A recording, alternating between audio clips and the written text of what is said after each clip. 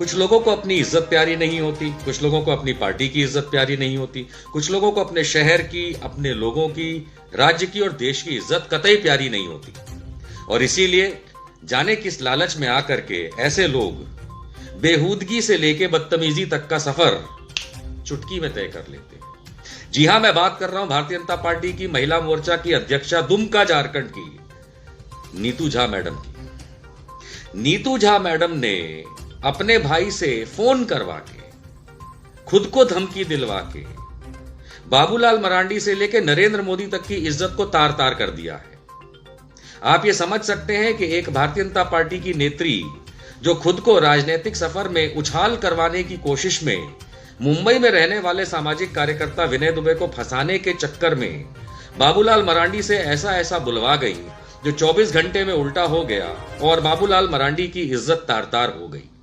और क्योंकि बाबूलाल मरांडी इतने बड़े झारखंड के नेता हैं भारतीय जनता पार्टी के, अब नरेंद्र मोदी के सामने क्या मुंह दिखाएंगे, काला पीला नीला, वो तो उन्हें सोचना पड़ेगा कि ऐसे एक महिला नेता की वजह से भारतीय जनता पार्टी की बची खुची इज्जत भी गटर में जाती दिख रही है।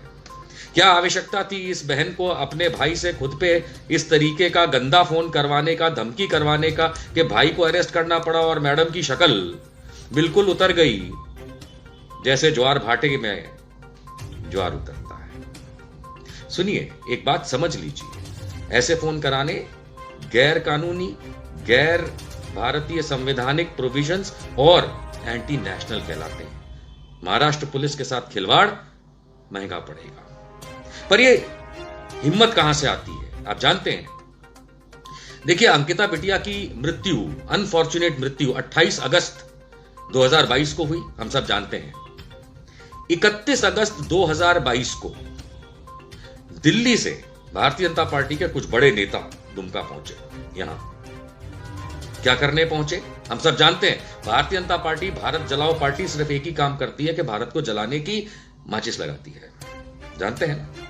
तो 31 अगस्त को बड़े बड़े नेता आए दिल्ली से। एक का नाम मनोज तिवारी जी, रिंकिया के पापा, वो आए। साथ में आए दिल्ली का बदमाश कपिल मिश्रा को लेकर। कपिल मिश्रा वही जिसने 2020 के दिल्ली दंगों में परवेश वर्मा जैसे मिनिस्टर के साथ मिलके बाहर निकालो,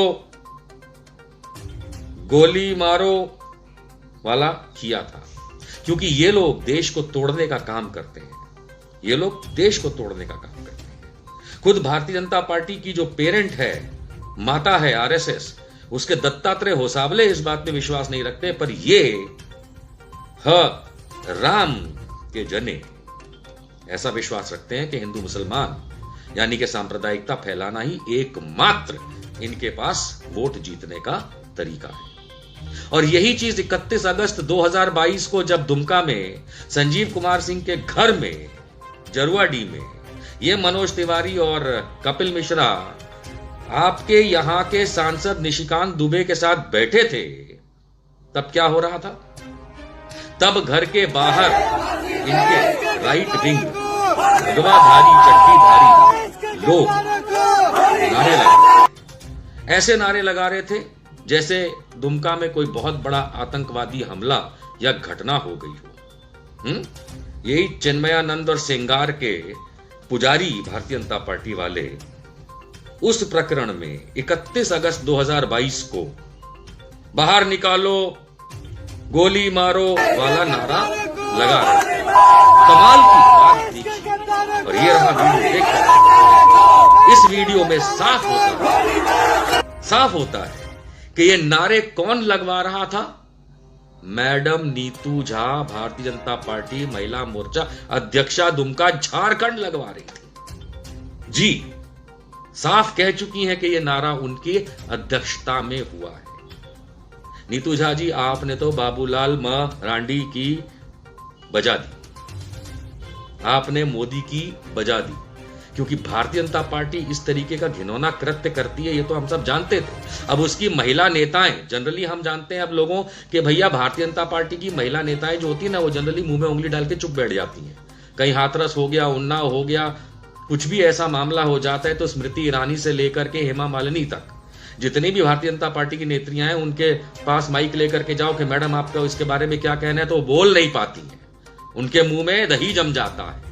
ये पहली भारतीय जनता पार्टी के नेता है जो इस समय साध्वी प्रज्ञा के पद चिन्हों पे चल के आतंकवाद का सहारा लेकर के दुमका जैसे प्यारे शहर के अंदर और देश के अंदर ये औरत नीतू झा ये आतंकवाद फैलाने की पूरी चेष्टा कर रही है। सवाल ये उठता है मैडम कि क्या आप दिमागी तौर पे इतनी पढ़ी लिखी हैं कि देश में आतंकवाद फैलाने की वो चेष्टा करेंगी जो भारतीय जनता पार्टी का सपना है, इसीलिए कपिल मिश्रा के साथ मिलकर आप लोगों ने किया। ये सवाल उठता है कि झारखंड का दुमका प्रशासन उपराजधानी है ने आज तक इस चीज पे क्यों कोई कदम नहीं उठाया, मैडम को क्यों, और साथ में जितने ये लपड़गंजू दिख रहे हैं आपको, यहां तक कि कपिल मिश्रा ने आकर के जो ये करवाया, मनोज तिवारी ने करवाया, इन लोगों को अरेस्ट क्यों नहीं किया, इन लोगों को आतंकवाद फैलाने की गतिविधि में अंदर क्यों नहीं किया, देशद्रोही कार्यवाही में इनको अंदर क्यों नहीं किया। कोई बात नहीं, झारखंड प्रशासन ना करे, हम लोग है ना, कुछ कानूनी कार्यवाही में इस समय हम लोग दुमका में ही बिजी हैं। बहुत जल्द आप लोगों को पता चलेगा कि ऐसे नारे लगाने वालों का अंजाम क्या होता है। हाँ, धमकी नहीं, कानूनी प्रक्रिया। Love you Dumka. Subscribe now and press the bell icon. Never miss an update.